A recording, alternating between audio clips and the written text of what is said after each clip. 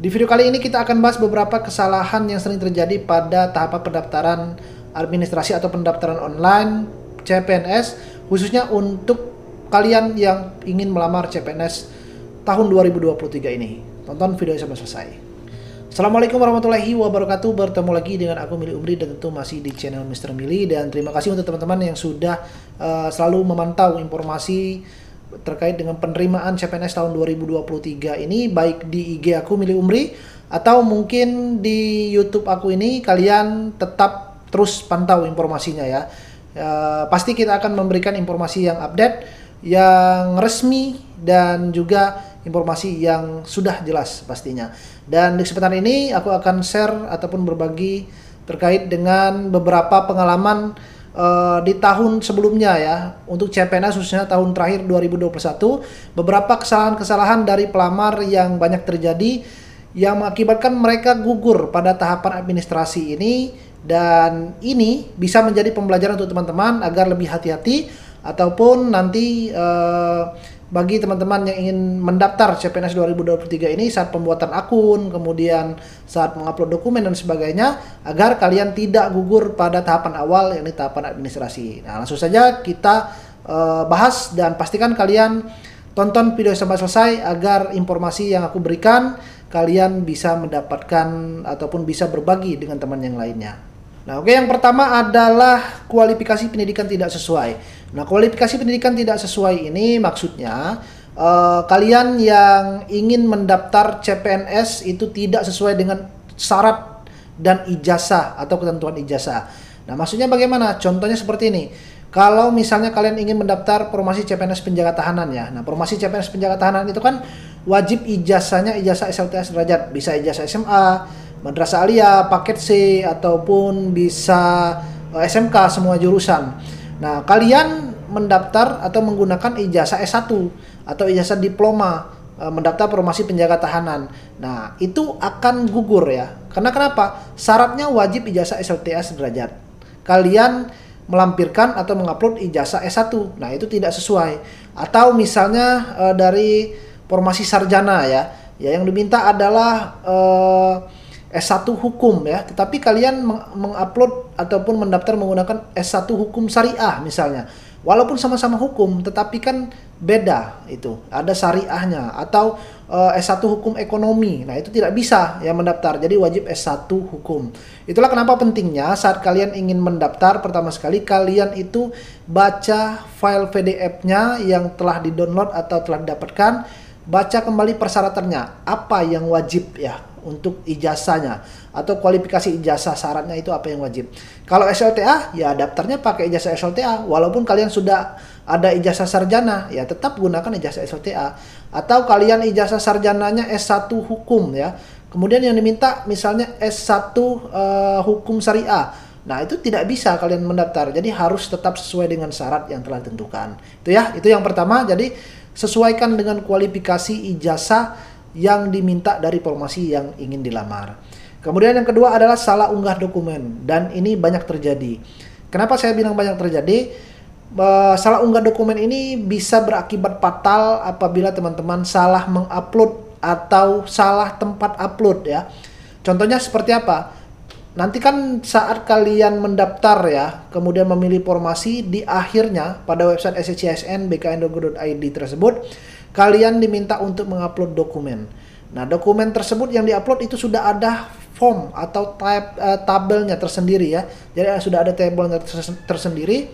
Nah, itu kalian nanti sesuaikan. Tabel KTP itu uploadnya KTP. Kemudian tabel ataupun menu unggahan ijazah, kalian uploadnya ijazah. Jangan kebalik ya. Nah, yang tempat ijazah kalian upload transkrip nilai, tempat ijazah kalian upload KTP, tempat KTP kalian upload kemudian misalnya pas foto. Nah, itu kan salah artinya. Inilah kenapa pentingnya saat kalian mengupload, cek kembali apakah sudah sesuai dengan kolom uploadnya. Nah, kemudian ada bertanya, apakah tidak ada toleransi? Jawabannya tidak ada ya. Karena kenapa? Ya, panitia itu bisa mengecek hampir ratusan ribu ya. Kalau Kemenkumham ya, formasi Kemenkumham maksudnya formasi penjaga tahanan, itu bisa sampai ratusan ribu yang akan dicek panitia secara manual, dalam artian secara manual, secara online ya. Apa yang kalian upload itulah yang kalian yang mereka cek, dan tidak ada yang namanya oh ini mungkin saya cek yang lain lah, mungkin mereka nih peserta ini salah upload ya. Nah itu sangat kecil kemungkinan terjadi ya. Karena kenapa? Panitia itu tidak mau ambil pusing. Ya udah kalau kalian salah upload ya udah digugurkan aja. Yang lain masih banyak yang ingin mereka periksa. Jadi itulah kenapa penting. Yang kedua ini adalah jangan sampai salah upload dokumen ya. Pastikan dokumen yang diupload itu sudah sesuai dengan persyaratan, sudah sesuai dengan tempatnya. Itu ya. Kemudian yang ketiga adalah dokumen tidak terbaca atau blur. Nah, ini juga penting. Kenapa saya sampaikan ini? Banyak teman-teman yang masih terjadi. Jadi saat mengupload ijazah, file ijazah, kemudian ijazah tersebut tidak terbaca, khususnya dalam nama, tanggal lahir dan tempat lahir. Nah itu tidak terbaca ya. Alhasil apa? Alhasil ya bagaimana panitia mau meloloskan kalian, mau merekap data kalian saja tidak terbaca. Atau saat blur itu goyang, saat kalian dalam artian men-scan itu tangan kalian ya goyang, atau dokumennya berbayang ya. Nah, itu kan tidak jelas artinya, atau blur. Nah, ini juga jangan sampai terjadi. Kalian pastikan saat mengupload dokumen, saat dokumen tersebut sudah di-scan ya, kalian nanti lihat lagi apakah sudah terbaca dengan jelas atau blur, atau misalnya ada datanya yang tidak terscan. Nah, jadi kalian pastikan scan-nya jelas, kemudian tidak blur. Scan-nya bisa pakai HP atau tidak? Bisa. Sekarang kan sudah canggih teknologi. Bisa pakai HP scan-nya, pakai aplikasi kan banyak sekarang. Cam scanner juga bisa. Apakah ada kayak copyright di bawahnya ya? Tulisan cam scanner? Nggak apa-apa, nggak apa-apa. Tapi pastikan ya, pastikan dokumen tersebut harus jelas, dokumen tersebut harus terang dalam artian tidak blur, dan kemudian scan-nya juga ya kalian pastikan sesuai ya.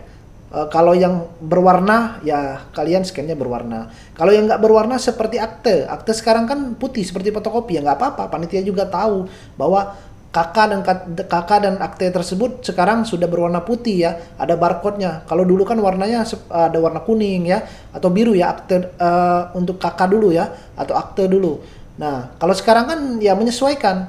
Nah, yang dimaksud dengan berwarna tersebut bagaimana? Kan ijazah kan ada warnanya ya. Nah, itu kan harus warna. Kalau kalian hitam putih yang ijazahnya, ya itu akan gugur karena tidak sesuai dengan panduan ataupun persyaratan. Jadi itu ya, yang pertama harus jelas, jangan sampai blur. Kemudian yang kedua, untuk dokumen ini kalian untuk uploadnya itu sesuaikan. Kalau yang berkasnya memang berwarna, kalian scan-nya berwarna. Kalau tidak ya sesuaikan, itu ya. Kemudian penggunaan materai yang sama di 2 atau lebih dokumen.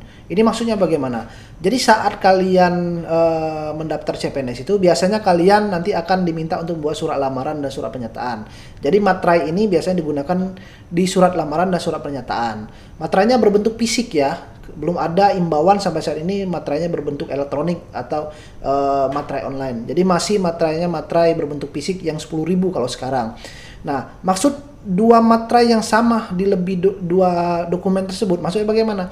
Kalian sudah 1 materai, kalian tempel di surat lamaran, kemudian kalian tanda tangan, kemudian kalian cabut lagi, kalian letakkan ya, kalian ambil lagi, kalian letakkan di surat pernyataan tadi. Jadi 1 materai itu untuk 2 surat. Nah, itu salah, banyak terjadi gugur ya, karena di materai tersebut kan ada kodenya dan panitia lebih teliti itu, dan juga biasanya sudah ada tanda tangan tersebut biasanya harus mengenai materai ya.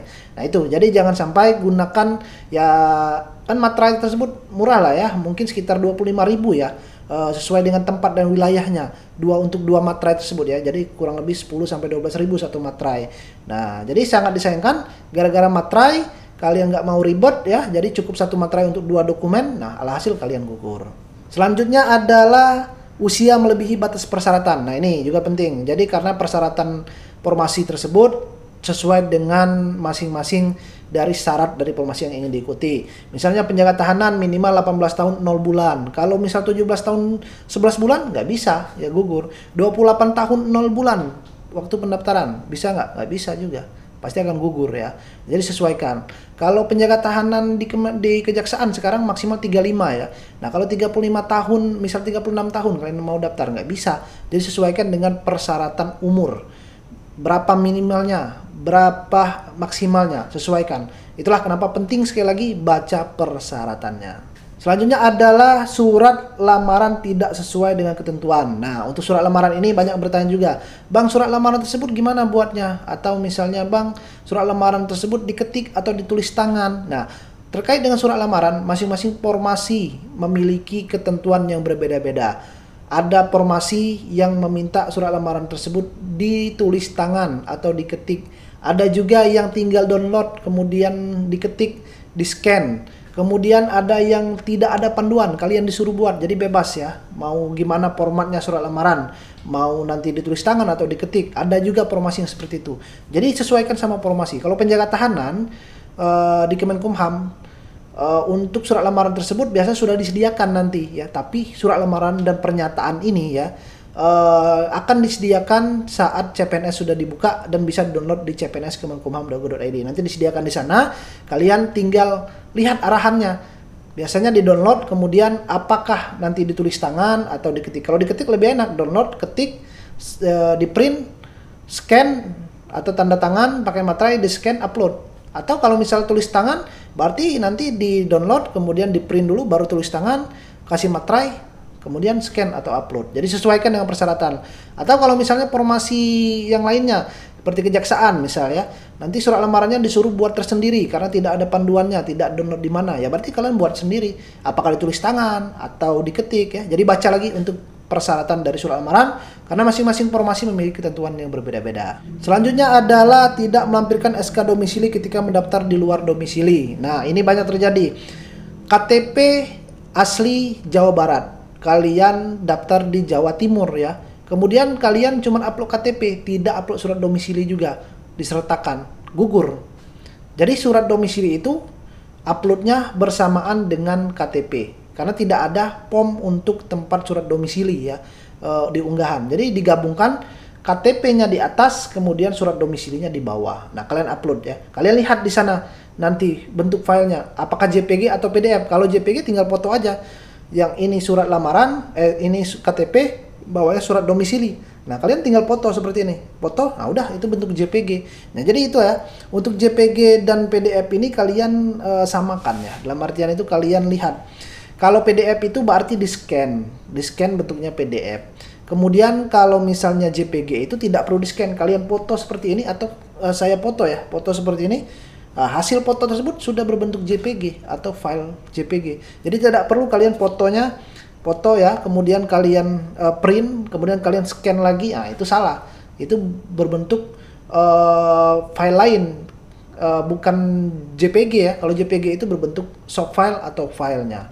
Itu ya. Jadi yang bedakan antara JPG dan juga PDF. Yang pasti untuk SK domisili ini lampirkan bersamaan dengan KTP. Jadi KTP di atas, kemudian surat domisilinya di bawah. Ini wajib dilampirkan untuk teman-teman yang mendaftar di luar wilayah domisili. Selanjutnya adalah wajib surat lahir dari Disduk Capil. Nah, jadi untuk akte kelahiran ini beberapa formasi saja yang meminta, khususnya untuk formasi penjaga tahanan. Nah, untuk akte kelahiran ini wajib dari Disduk Capil atau dikeluarkan dari Capil. Jadi syarat untuk akte ini, apa akte lama masih berlaku? Masih. Kemudian untuk akte yang baru ini warna putih, ya nggak apa-apa, sesuaikan. Nah, wajib dari Disduk Capil, bukan surat lahir dari lurah, surat lahir dari bidan, dari klinik, dari dokter, dari rumah sakit, tidak. Jadi wajib dari Disduk Capil. Jadi wajib dikeluarkan dari capilnya untuk surat ataupun akte lahir ini. Jadi untuk teman-teman, kalau belum ada, nih buat dulu ya. Jangan sampai kalian salah dalam pembuatan akte kelahiran ini.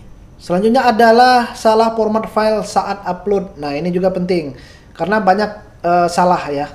Nanti di tabel kolom upload itu nanti sudah ada panduannya, berapa maksimalnya, apa formatnya ya. Nanti di sana kalian bisa lihat. Kalau misalnya format JPG berarti bentuknya JPG filenya. Kemudian maksimalkan ya ukurannya berapa. Kalau maksimal 300 KB berarti ya kalau bisa 299 nggak apa-apa ya, atau maksimal 300 KB nggak apa-apa. Jangan sampai lebih 301, itu pasti akan ditolak dan nggak bisa terinput atau terupload ya.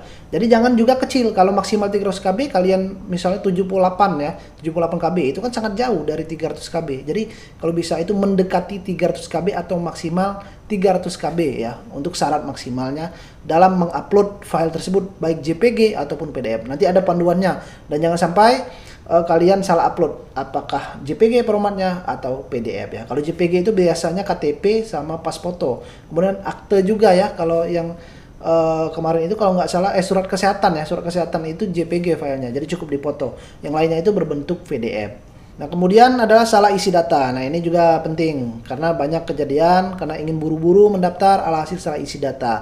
Yang seharusnya data tersebut benar diisi karena mengejar waktu atau misalnya takut nanti loadingnya lama dan sebagainya. Ya hal wajar karena proses pendaftaran itu pasti akan sangat banyak memakan waktu, menguras tenaga, menguras pikiran otak. Karena saat mendaftar satu portal SSCSN itu akan beribu pelamar yang mendaftar dan artinya akan akses web tersebut akan sering gangguan, sering loading. Jadi solusinya cari waktu terbaik. Kadang ada yang begadang sampai jam 1 malam, 2 malam baru bisa mendaftar ya. Jadi sesuaikan, kalian coba terus. Jadi ada yang bilang nanti, Bang kenapa nggak bisa dibuka akun SSCSN-nya, kenapa nanti ini loadingnya lama. Ya memang seperti itu, setiap tahun kendalanya sama. Dan itulah salah satu bentuk perjuangan teman-teman dalam mendaftar CPNS ya. Jadi pastikan jangan sampai salah isi data, sesuaikan. Kalau yang diminta dalam KTP berarti data KTP, kalau yang diminta data KK kartu keluarga data KK, kalau yang diminta data ijazah masukkan sesuai ya. Nah ini jangan sampai salah. Kemudian untuk yang terpenting itu adalah untuk dalam artian nama, tempat tanggal lahir jangan sampai berbeda antara KTP, antara KK, antara ijazah, akte kelahiran jangan sampai salah. Kalau nama orang tua yang salah nggak jadi masalah. Atau status misalnya ya di KK itu masih pelajar, kemudian misalnya di KTP-nya sudah berbeda lagi ya mahasiswa ya nggak apa-apa. Jadi nggak harus disamakan. Atau misalnya data orang tua, nama orang tua salah. Jadi terpenting itu adalah nama kalian, tempat tanggal lahir, kemudian tanggal lahir kalian harus sama semuanya. Gimana kalau ijazahnya salah? Dalam artian itu namanya salah ya. Nah gimana? Kalian minta surat pengantar atau surat melampirkan bahwa menyatakan nama di ijazah kalian salah. Nah itu kalian lampirkan ya. Kalian scan lampirannya bersamaan dengan file ijazahnya dalam satu file PDF. Nanti dilampirkan jika memang terjadi kesalahan. Karena merubah ijazah itu akan sangat sulit ya. Atau kalian bisa samakan data KK, data KTP, ya, data akte dengan data ijazah. Karena akan lebih mudah merubah KTP, KK, akte daripada merubah ijazah. Karena ijazah tidak bisa dicetak untuk yang kedua kalinya. Nah, jadi itu ya beberapa kesalahan yang sering terjadi. Jangan sampai hal ini terjadi kepada teman-teman semuanya. Semoga persiapan dari pendaftaran CPNS 2023 ini sudah sangat siap. Dan kalian bisa menyiapkan 5 dokumen tersebut ya. Untuk pertama ini KK, KTP, ijazah, transkrip nilai, dan pas foto. Yang belum ada ijazah bisa menggunakan SKL. Tapi tergantung dengan formasinya, apakah bisa menggunakan SKL atau tidak. Untuk surat lamaran, pernyataan, kemudian surat berbadan sehat, yang lainnya itu nanti menyusul sesuai dengan persyaratan dari instansi masing-masing ya. Yang pasti siapkan 5 dokumen itu tersendiri. Dan untuk teman-teman yang membutuhkan bimbingan belajar, kalian bisa persiapan, masih dibuka ya, masih ada waktu karena September itu pembukaan ya, jadi belum jadwal SKDCAT. Jadi Oktober, November masih ada sekitar 2 bulan ya untuk masa kalian belajar SKDCAT. Jika butuh bimbingan kalian bisa hubungi nomor di deskripsi di bawah ini, 3 klik linknya, atau bisa kalian DM ke Instagram aku Milik Ubli dan pasti aku tunggu. Selamat persiapan, selamat belajar, dan aku doakan kalian lulus tahun 2023 menjadi seorang aparatur sipil negara. Dan aku akhiri, wassalamualaikum warahmatullahi wabarakatuh.